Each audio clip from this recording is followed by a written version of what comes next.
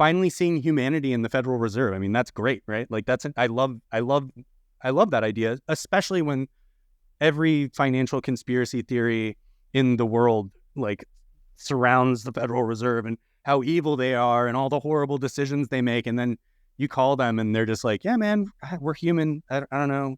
We're trying our best. And you're like, oh, like I can't really argue with that, but also, you do expect better.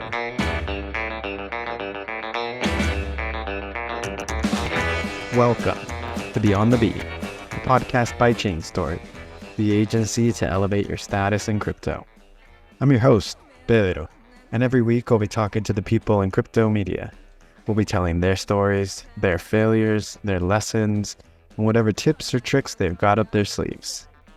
Cass from Protos and Crypto Critics Corner, thank you so much for being on. Pedro, thank you for having me. I appreciate it. You're one of the people that I enjoy. I enjoy your takes a lot, both from Protos side, from your podcast side, and just from your general, I'm going to call it Twitter antics. And for those of us listening, it'd be awesome if you could give like a brief intro as to what you were doing before crypto and sort of what really drew you in and made you want to sort of approach it from the journalistic side of things. Sure. I was doing PR work for a really small independent bookstore in Los Angeles. At the time that a roommate that I was living with told me to buy Ethereum. And I didn't it's like if someone tells me to buy a stock, like I'm not going to just go out and buy a stock. I try to learn about it. And that led me to sort of fall down the Bitcoin rabbit hole. I was pretty into it at first. I really enjoyed just the concept of it, which I still talk about. I do like the idea of non-nation state currency. I like the idea of proof of work. I like the idea of how Bitcoin works. I understand there's flaws. I understand there's lots of issues and concerns with Bitcoin and other cryptocurrencies as well, obviously. But then what got me off the track of just being kind of a cheerleader was that there's another person who's very active on Twitter known as Bitfinex'ed, and he was basically ringing alarm bells about what a cryptocurrency exchange called Bitfinex and a stablecoin called Tether were up to at that time. And a lot of people called him crazy for the things he was talking about, but I actually felt like there was something there. And a lot of what he said has been proven true. Obviously, Tether is still around. Obviously, there's still the largest stablecoin in the world. Obviously, Bitfinex is still operational. But there were definitely a ton of red flags there. And so that started getting me really into trying to understand how fraud and scams and rug pulls worked in cryptocurrency. And I want to say I've been with Protos now, like professionally covering cryptocurrency for 3 years now. How have those 3 years been? Like, I know that we're going to touch, I suppose, on the critic side of things, but how have those like 3 years from when you entered, maybe with like a little bit more of a idealistic side or idea of like non-station? So I actually got involved, like when I first got interested in cryptocurrency, it was 2018. So that was 6 years ago, or 2017. I guess I'm dating myself. Yeah. So a long time ago, basically. I got into it during that I don't know which bubble that was, third bubble or something like the second or third bubble for the entire industry. And by 2018, 2019, I was more critical, and I was writing articles on Medium independently, and I was doing investigations independently. I was not working under the umbrella of a media outlet. And then 3 years ago, I finally went from independent kind of just doing my own journalism to being able to work with an actual media outlet. And yeah, that there has absolutely been changes in the industry since then, and good and bad, I would say. I do think the best thing I could say is that the people who are interested in and invested in things like Bitcoin or Ethereum, or I don't know, probably even like Solana and these other larger coins, they're at least more open to criticism than they were in 2018 and 2019.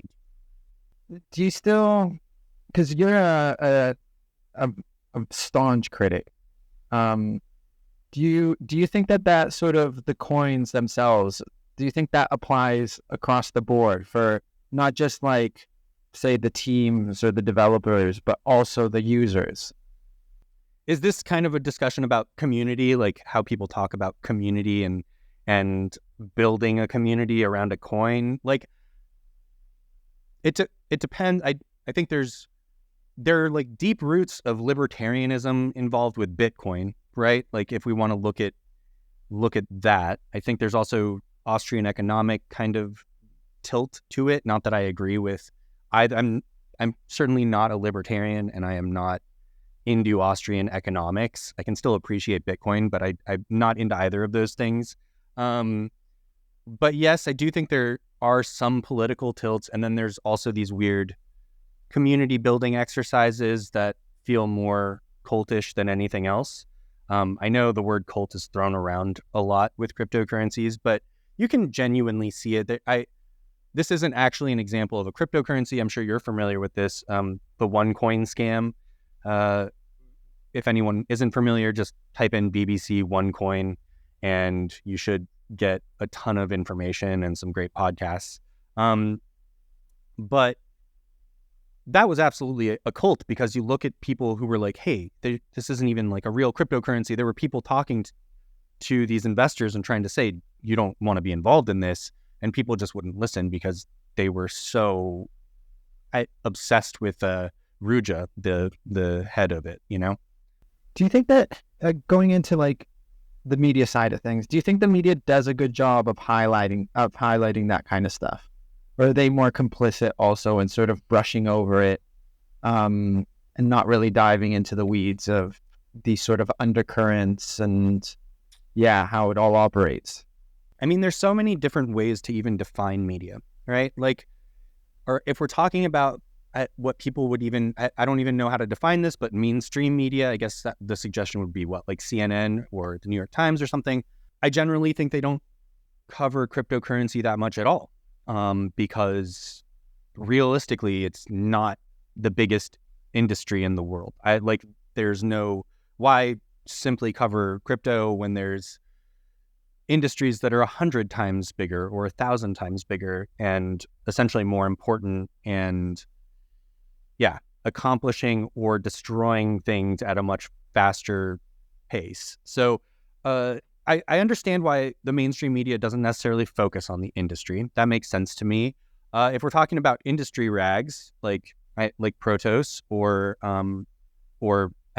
Defiant or other media platforms, CoinDesk, Cointelegraph, I guess it really depends on what they're trying to do. Like I think Cointelegraph is known for allowing people to buy space, and how seriously can you take that? I don't know. Like that's up to the reader to decide, I guess. CoinDesk has broken some of the biggest and most important stories that have ever rocked the industry, so it's hard to criticize them in that aspect. I will say that I've noticed some sort of shift in their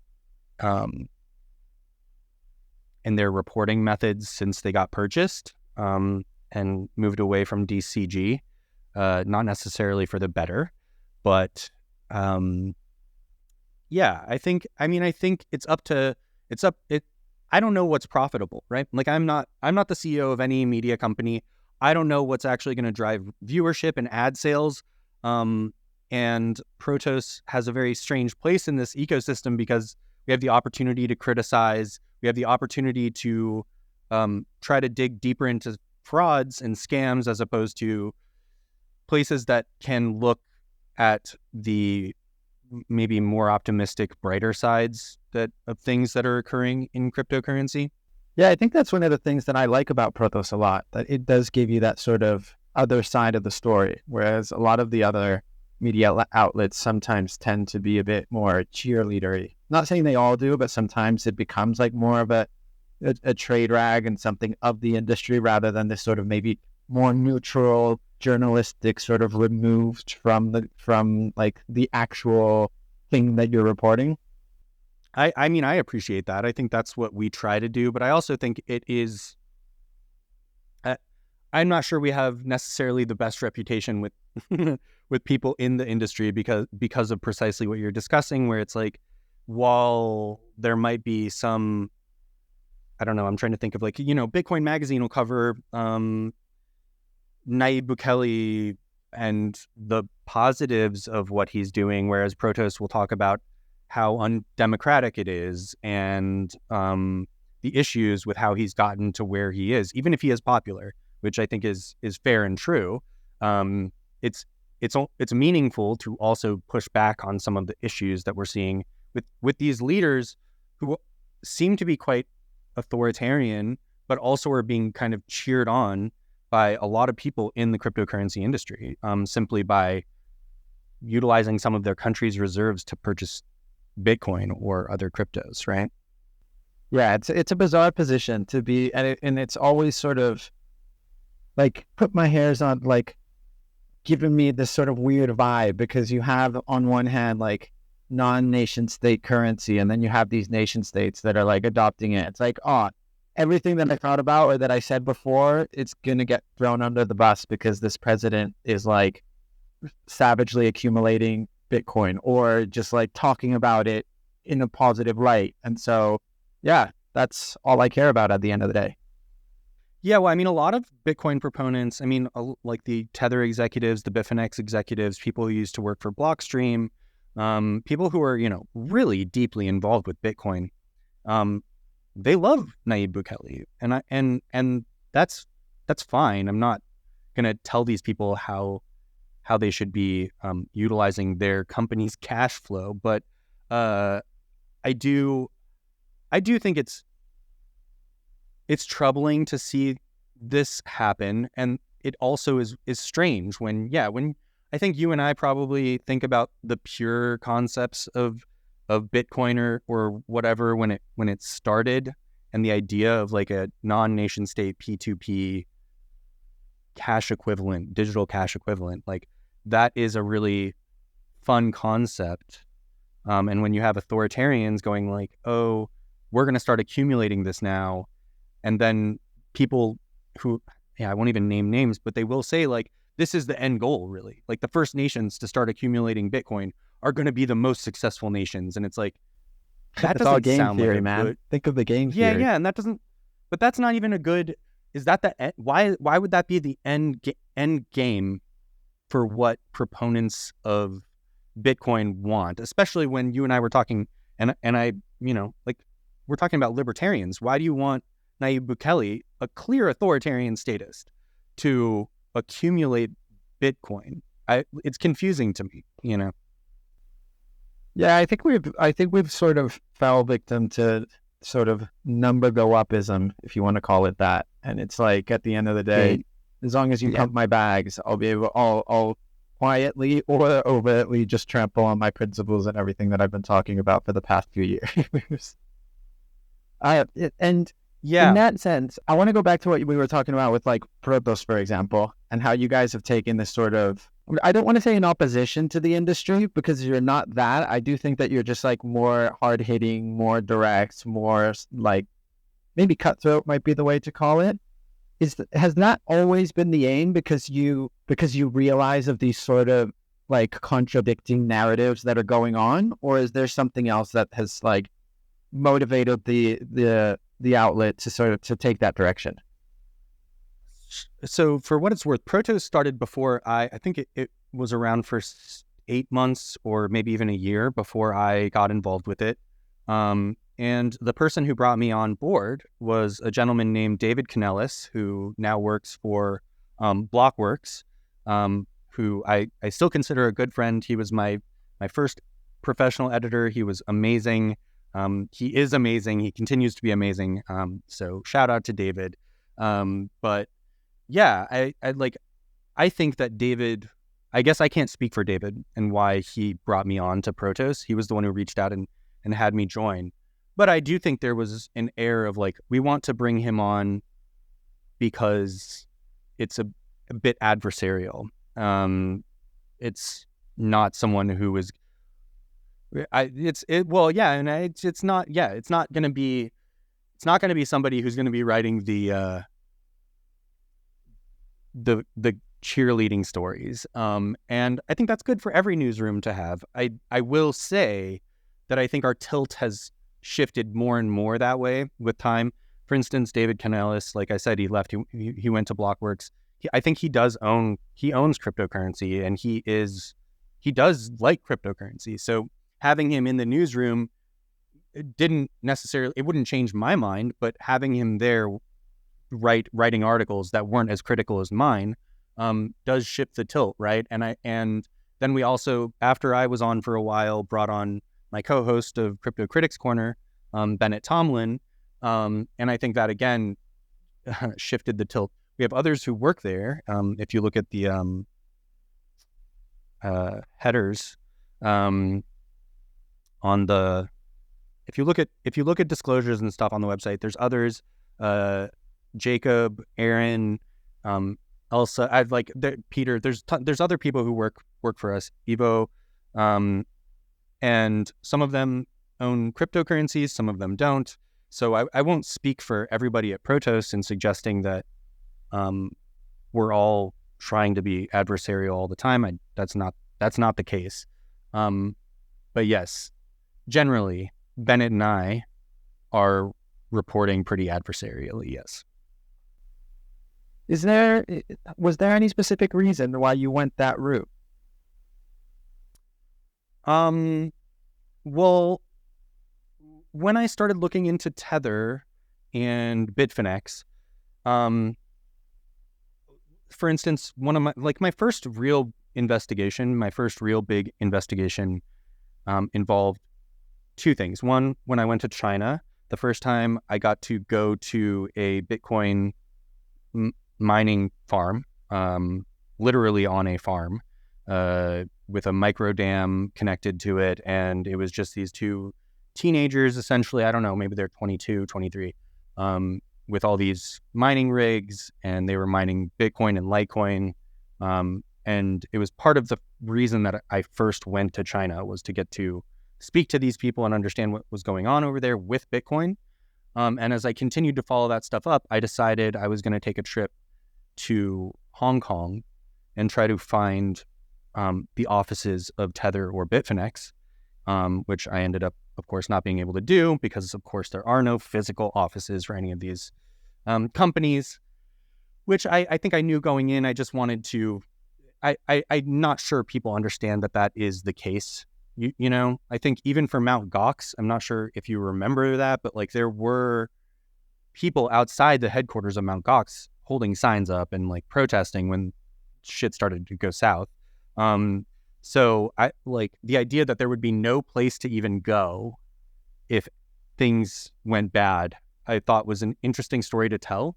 And so when I started doing those stories, and then I started being able to utilize the internet a little bit better to also follow interesting stories. There were a lot of crazy things going on back then, by the way. Like in 2018, 2019, we had like Quadriga CX. People probably don't remember, but like it was a Canadian exchange that fell apart.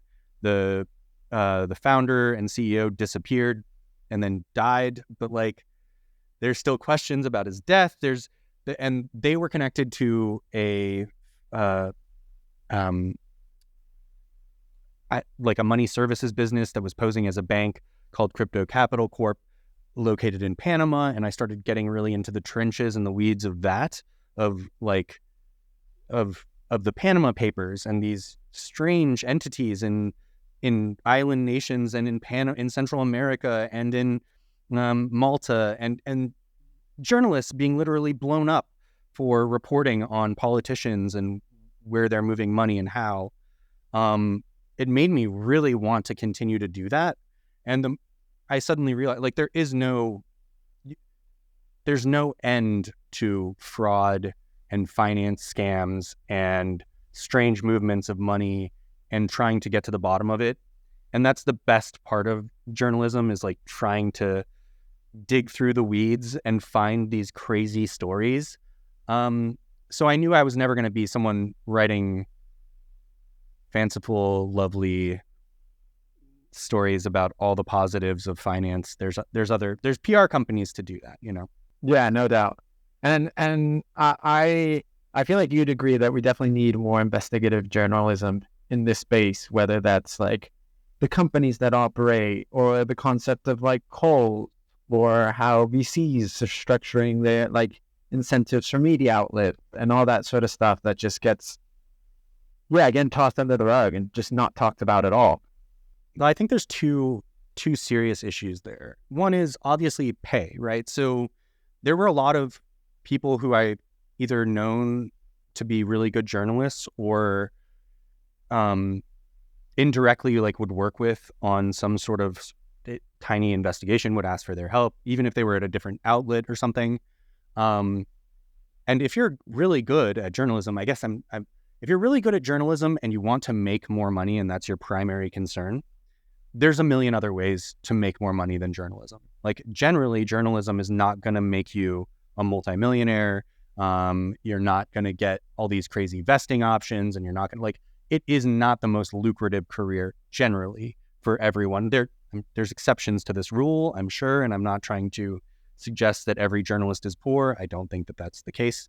But I do think that there's far more attractive ways to earn a really good living than journalism. And then second to that, I think we're entering a really kind of, for lack of a better phrase, fucked up time for media, because we're doing things where like Google and Bing and search engines in general are now utilizing AI to summarize stories and not link to stories properly, and ad revenue is drying up because why would you spend ad revenue if nobody's clicking on news sites anymore? And so there's this rush to figure out ways to still earn money. And I think there's very few that have been discovered outside of like paywalls. And there's obviously issues with that too. But yeah, I think it's a really troubling time to be a journalist, period. And I mean, like you said, I think there's room for 1,000 more journalists in the crypto industry. Like finance could use probably 100,000 journalists. There's endless need for this, and I'm not sure we're ever going to see that pan out. Do you think that that's because, like, I don't know, I think about that a lot, and I just wonder to myself, like, are we at the sort of, and I suppose like media has been on its deathbed for decades now, especially like with the advent of the internet and people being able to publish whatever they want to, and like all this idea. Do you think that's going to carve out like a niche for people that do super well researched, well documented, or is it going to lay the land for this sort of AI mind, just like headline, boom, boom, boom, speed, boom, boom, boom, turnover story? Probably a little bit of both. I do think that so I do think we are seeing a democratization, I guess, of the media landscape, with platforms like Substack and Patreon and these other ways for independent journalists to earn a good income, sometimes better than they could possibly make at even a legacy media outlet, right? But the problem with that is the benefit of working for a media outlet often is that you have the umbrella of a media outlet to protect journalists against lawsuits and against bad actors who are trying to do something against you. So, for instance, a gentleman named Christopher Harborn is currently suing the Wall Street Journal for their reporting on him and his connections with Bitfinex and Tether. Well, the Wall Street Journal is fighting that lawsuit. If those reporters had done that reporting without the help of a large media outlet with lawyers on retainer, with editors who have fact-checked it, and with ways to counter this lawsuit, man, that story would have just disappeared, and that would have been the end of it, right? And so that the danger there is that even if you have 1,000 great independent journalists, if they're all getting sued and silenced and they can't fight back because they simply don't have the money and the lawyers necessary to do it, you lose a huge way to get data and information out. And that freaks me out. It does freak me out that people are cheering on the death of things like the Wall Street Journal or the New York Times or these other legacy outlets that have large newsrooms and lawyers that can fight lawsuits. And I don't think we should be as happy about that as we are.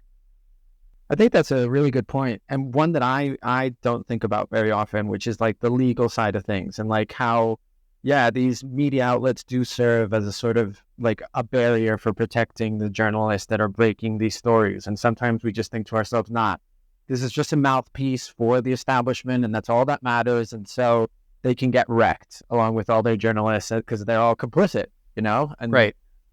And two things about that. One, I think I work for a small newsroom, and I can tell you, even in a small newsroom, it's so hard to get anyone to even agree on. There's no way my editors are going to be able to change my whole critical mind. So they're not going to spin my stories into some positive thing. It's not going to happen. And this is a small newsroom we're talking about. In a large newsroom, it's even more so the case that you have this kind of inability to shape shift every single story that comes out. And then I also think, that there is this importance of law and things that aren't necessarily getting thought about by the everyday person. And I just want to point out that I believe it was John Carreyrou for the Wall Street Journal, who reported on Theranos, and the owner of the Wall Street Journal, Rupert Murdoch, he also was invested in Theranos. He let them report on it and investigate it and find out there was fraud because he wanted ultimately to know, right? He doesn't want to be invested in fraud. So while it's easy to write off these billionaires owning these media outlets as they're doing it so they can give themselves a positive image, which there's surely truth to, it's also because they want to be on top of the information first. And they don't necessarily want to have someone spin the information in their favor. They just want to know about it first. That's the whole concept of Bloomberg, right? So to me, there's too much hate for the legacy media outlets. It's deserved in a lot of sense. They've made a lot of mistakes, but we don't understand how much we actually need them. Yeah. What do you think is as crypto media both as a whole and then journalists in this space can learn then from legacy outlets? Oof. Man, I don't know, honestly, because I think they've genuinely hurt their reputations to such an extent that they're largely not supported by, it doesn't matter your politics. Democrats and Republicans both complain about the reporting of the New York Times, right? You don't have to be political or anything to understand why there's so much criticism sent towards these outlets. And I'm not sure these outlets have a very keen idea of how they're going to survive decades into the future either. I think the New York Times is struggling with that now. I didn't they made a deal with ChatGPT, but what does that even mean? What happens if they have access to all your stuff? It's all of these are just questions where you go, are you just staving off ultimately your death? or are you actually trying to figure out how to continue for good? And I don't know if the legacy media outlets know, and I'm not sure anyone in like crypto media or other media knows. Seems like if you're, Barry Weiss or something, and you have a huge following and a Substack, that's the easiest way to continue making money on your own if you're a successful independent journalist. But I hate the idea of paywalls too, because I think it hurts the ability to get information out in a timely fashion to everyone. I don't know. There's a lot of questions here. Do you think that, where do you stand on the sort of VC funding side of media outlets? Like, do you think that they can be, and I suppose like tagging on to what you were saying about Rupert Murdoch, do you think there can be, or that it even exists, like the sort of divorce of the financial incentive of reporting on one end, and then the sort of value-based transparency that you want eventually from media outlet? So it also depends, right? So you're saying VC funding. I wouldn't classify Rupert Murdoch or Jeff Bezos or Carlos Slim as like gentlemen who are involved in VC. They're billionaire CEOs, right? But I understand where you're coming from in that there are, like, for instance, Peter Thiel is involved with the outlet known as Pirate Wires. There was briefly an outlet called Future that was sponsored by A16Z. What I see these outlets suffering from is that they are mouthpieces. Like, they're speaking for VCs and the VC's pocketbook, which is always going to ultimately be the most important aspect for a VC, is like, are they making money? And that's not necessarily journalism, right? Like, journalism isn't about like, can I turn a huge profit on this story, where it's not supposed to be. It's supposed to be, can I dig into this story enough to find some level of truth that most people can agree upon? And journalism can be biased. There's all kinds of different journalism, but the concept of journalism is you're not putting money first, you're trying to put truth first. And I think as soon as you're a venture capitalist and suggesting you're building journalism, it's immediately at odds with that. Whereas if you're a billionaire CEO, it isn't necessarily immediately at odds with. It might, I don't think the Wall Street Journal does probably the best reporting on Rupert Murdoch. I don't think that the Washington Post does the best reporting on Jeff Bezos and Amazon. Like, of course not, right? I wouldn't expect them to. However, that doesn't mean they don't do any good reporting at all. That's crazy. And I don't think that Rupert Murdoch or Jeff Bezos or these guys would be involved in it if they didn't see that they could use this information in ways that benefited them in some way, while not having to shift the concept of what is true. Yeah, it's a question that I have. Like, I ask myself the same, like, what's the role of journalism at the end of the day? And then is it finding that speed? Finding the accuracy behind like the story that you're trying to tell? Is it trying to advance the storyline a little bit? Like, what's the end goal? And I think that that's also very dependent on the outlet that you're working for, or if you're an independent journalist, because maybe you're just trying to inform, maybe you're just trying to be first. There's also the balance of like, how do you pay for the bills? Like, investigative journalism requires a lot more funding, a lot more time, a lot different stuff, and there has to be a way for money to channel into having dedicated people to researching, writing up these like really well thought out, in-depth, super sourced pieces. That is absolutely one of the issues that Protos has, in that we are a small newsroom. We need to have stories going out regularly, but also we want to investigate, bigger stories and take a week or 2 or 3 or however long it's going to take to get to the bottom of something. One of our bigger investigative pieces known as the Tether papers, that took months of time and required many of us working on looking through the data, on talking to sources, on all sorts of stuff. And we had to be working on other stuff at the same time, which just made the investigation take longer, which, like, it's really difficult to strike that balance. And I think you're right. The benefit, right? This is outright is the easiest part to say here, is the benefit of having a Rupert Murdoch or a Jeff Bezos funding your newsroom is that it can give journalists who are really good at investigative work the time and money that they need to dig into those stories and report something amazing. But like, there are huge pitfalls to that as well, which is, to suggest things like probably the Washington Post doesn't accurately report on the company that pays them to exist. So I don't know. Yeah, it is a difficult balance to strike.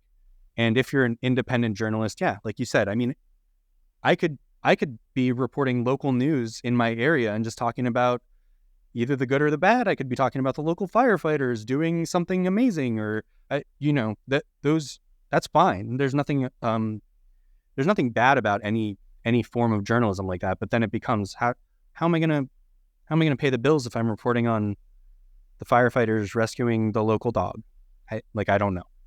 What keeps you coming back then? Like, what at the end of the day, what keeps you actively working in the crypto space, investigating it, researching it, talking about it, thinking about it? Like, what has maintained you over these years to keep on in the space? Financial fraud and scams are fascinating to me. Every day I'm still learning stuff.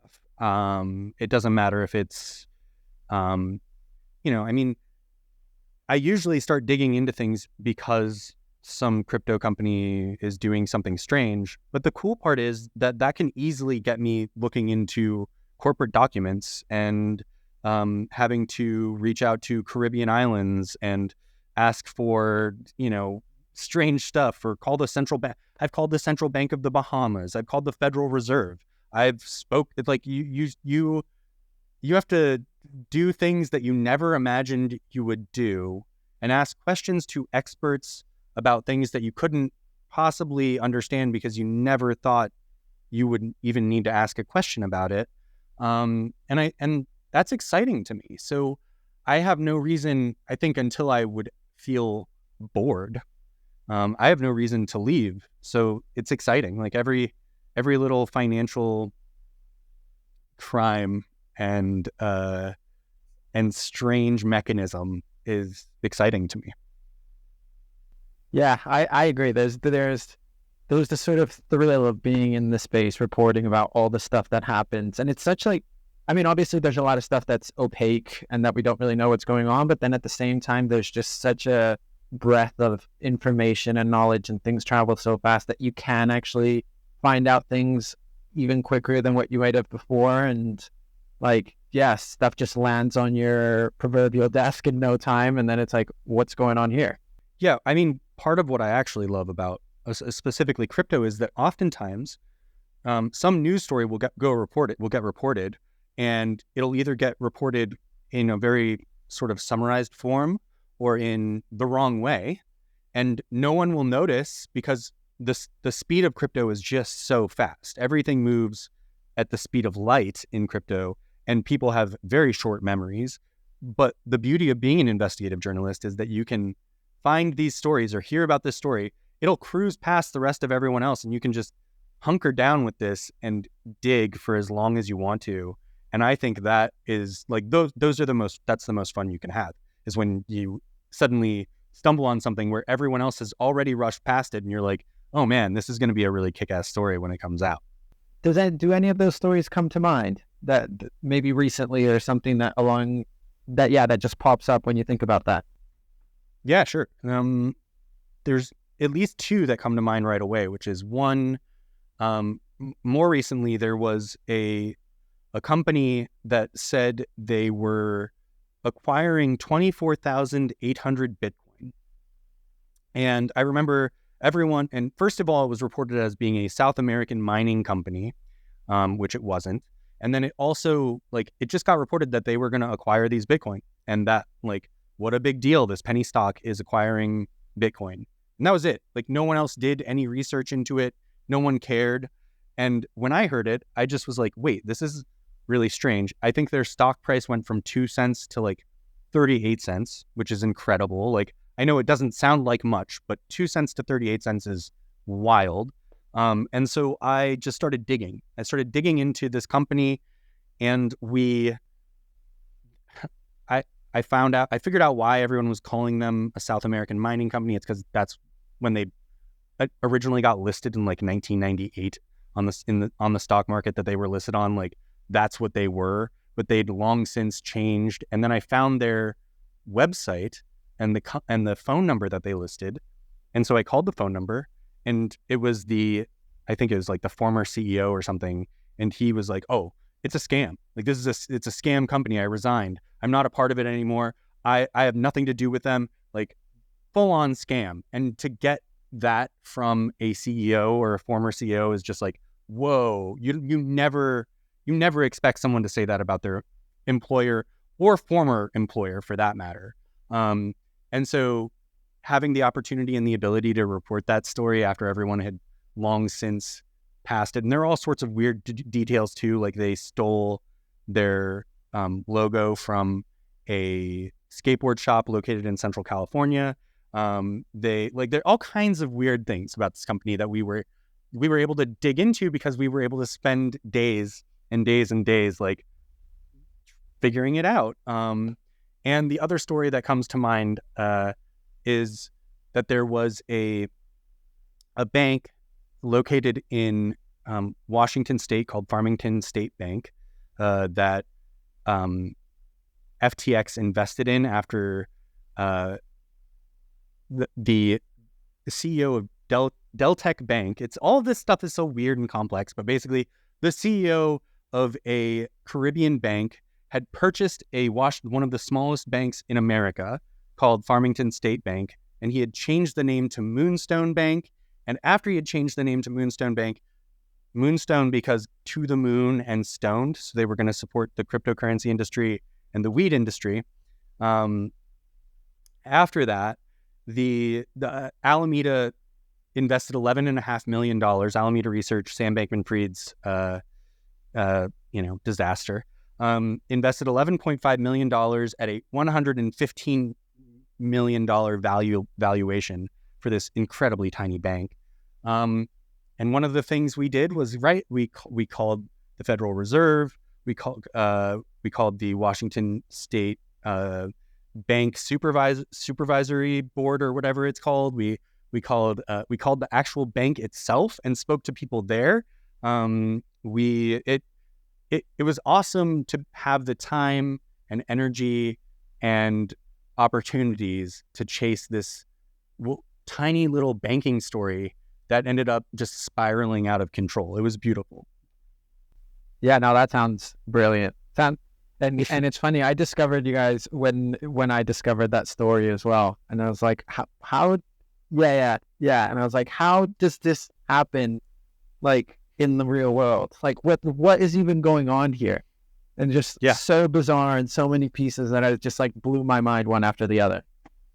Yeah, as a journalist, you have your mind blown too, because I remember in our coverage of that, the Federal Reserve spokesperson or whoever it was said something like an employee for the Federal Reserve said something along the lines of like, hey, mistakes happen. Like we don't catch everything, which is just it's a very human, like, of course they're right. I'm not trying to suggest anything. Like I totally empathize. It makes sense why you would say that, but you also don't expect a federal regulator and one of the most important institutions in America to say that. You know what I mean? Like, it's just so strange. It's otherworldly, really. I know, but I appreciate the honesty and just being like upfront, even if they're like, you're like, sure, expect them to just be like, nah, or give you some sort of answer. But I kind of appreciate the full transparency. We make mistakes as well, don't we? So why not? Finally seeing humanity in the Federal Reserve. I mean, that's great, right? Like I love that idea, especially when every financial conspiracy theory in the world like surrounds the Federal Reserve and how evil they are and all the horrible decisions they make. And then you call them and they're just like, yeah, man, we're human. I don't know. Like, we're trying our best. And you're like, oh, like I can't really argue with that, but also, you do expect better. Yeah. Do you think that we put that degree of expectation on our own as well, though? Like, because we're so good at looking to the outside in crypto and just looking to the outside and expecting people to just like live up to the highest standards and just full blown transparency all the time. And if you're not, this is just either, conspiracy theories spiral out of control, or you just get all these weird theories going on. And then sometimes I feel like inside we just sort of come over and it's just like, I mean, not always, but like obviously there's situations where it's just so just in your face that you just have to say something. It's interesting because you're talking about the cryptocurrency industry as a whole. And I will say that, yeah, I mean, obviously, I think I don't remember. There's a well-known gentleman who works for Coin Center, Niraj Agrawal, I believe is his last name. He recently was saying something. There's been this conspiracy going around that the federal law enforcement is hyper involved in cryptocurrency Twitter, and they're sowing discontent, and they're sowing like all these people fighting each other. And Niraj just made a really good point of why you think they need to do that. Like, you think they need to be here to get people to say dumb, illegal things on the internet? They don't. Those people are just doing it. Like, and I do think there's feds everywhere, right? Like, I'm sure there's federal agents on Twitter. Of course there are. But are they like actively sowing discontent in cryptocurrency communities? No, maybe anything's possible. But as Niraj pointed out in that discussion, it's kind of like the cryptocurrency community constantly shoots itself in the foot with frauds and exit scams. And look at what is FTX, but like the biggest black eye in financial, like in one of the biggest black eyes in financial history, where you're like, wow, one of the top 3 active players in the entire industry was just a full-on scam, full stop. And like, you don't have to look far. You don't need a conspiracy to be like, oh, well, there you go. Like, that's part of the problem with crypto. That is now the expectation almost from a lot of people. But I will say this, that I think for journalism, the people who I actually like, every journalist makes mistakes, right? And I think it's really cool that the best journalists I know are the ones who know when they make a mistake and admit it and take responsibility and apologize to their readers for making a mistake. I've had to do it before. I know other journalists who have had to do it before. We're not immune to making errors and getting the wrong thing published. And I think it's good. It's good to like admit those mistakes and own them. And if we're talking about that, like, I don't think that happens in the finance industry almost ever, whether it's crypto or anything else, Yeah. No, it's funny. It's funny because they also like, people tend to put journalists to like a super high degree or super high standard as well. I remember a story that we published at the Defiant a couple months ago. I think it was about Uniswap and like Uniswap DAO. And then we had made a mistake. I don't remember exactly what the mistake was, but we were getting grilled just by people inside the DAO being like, this is unacceptable journalism. And this is like, how do you guys even call yourself journalists and that sort of stuff? And it's like, I mean, I remember we corrected it, and we publicly said we corrected it. And still it's like, nah, man, like, how can this happen if you're a journalist? Like, what do you mean? Sometimes you need to get stuff out because of speed. Sometimes things are just so finely tweaked, or like the stuff that we're researching sometimes is just so jargony and so in the weeds that it's almost a natural part of the process for things to just like slip through the cracks. I don't know if you recall, like Deirdre Bosa, who I think is, honest to God, one of the best. She is one of the best interviewers contemporaneously, period, in America. Like, she gets to the bottom of financial issues. She asks hard questions. She's amazing at interviewing people, and she's a great she's an amazing journalist. But she was there at Twitter when Elon came in and started firing people, and she got trolled by those two guys who said they were whatever, like Ligma and, whatever. And what did she do? Like, well, she came out and said, yep, you guys got me. I totally fucked up. My bad.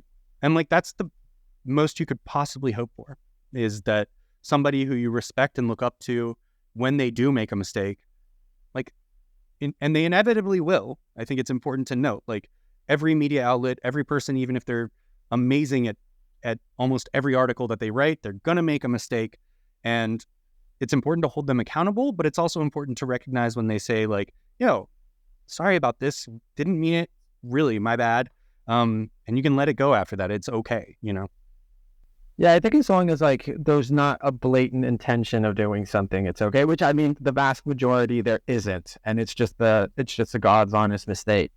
But yeah, we tend to overlook it because we're the ones researching and asking for like full scrutiny or full transparency. Not always, but yeah, this super high bar gets placed, and it's an odd position to be in. But at the same time, it's like, me personally, it's just forced me to really double down on how I approach stories, how I approach sources, how I approach my own writing, I'm glad there's a high standard. I think it's good. There should be a high standard. We should all try to like hit that high bar as often as we possibly can. Yeah, sometimes it slows down how quickly you can put a story out.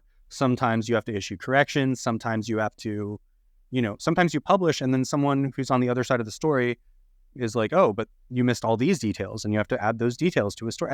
All of those things are okay.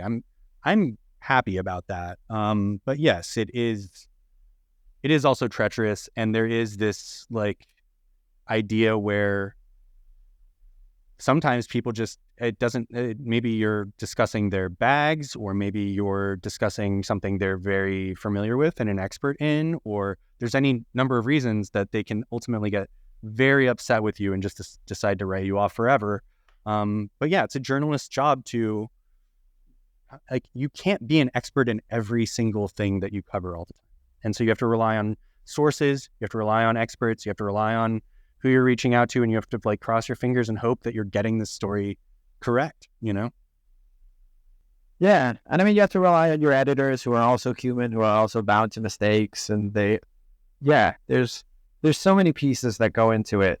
But yeah, I wouldn't have it any other way, to be honest. Like, yeah, it's good. But yeah, Cass, this has been a brilliant conversation. It's a shame to, come to an end, but I always end these, conversations with two questions, which is, what book are you reading now? And what book do you usually recommend?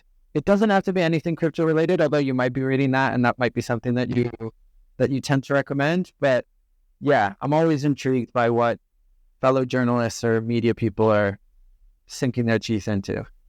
I am currently, so I just finished The Wizard of Lies, which is a book about, if anyone's unfamiliar with it, it is a book about Bernie Madoff and the Ponzi scheme that That's a movie as well, no? Like it got turned into a documentary. It did become like a mini series or a movie or something like that. But the book is fantastic. I do highly recommend it. It's very, man, it's just nobody is innocent in the Bernie Madoff story, which is like very interesting and really cool. I also just started A Brief History of Doom, which is another like financial fraud crime book, which it's been good. For my recommendations, I don't know if I've said this to other people before. Hold on, let me just make sure I get this exactly right.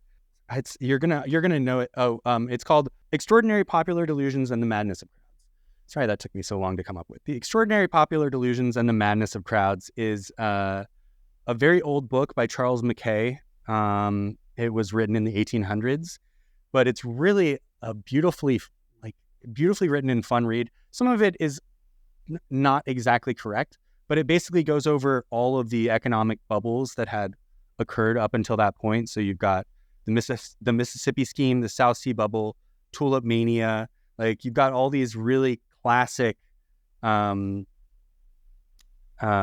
moments in economic history where people just went completely mad. And I think it's really good to keep those moments in mind when it comes to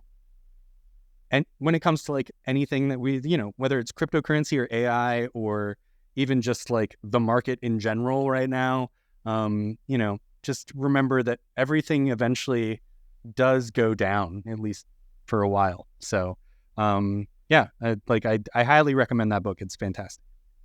Awesome. Yeah, no, it reminded me of a book by John Galbraith. I think it's also like A History of Financial Exuberance or something like that.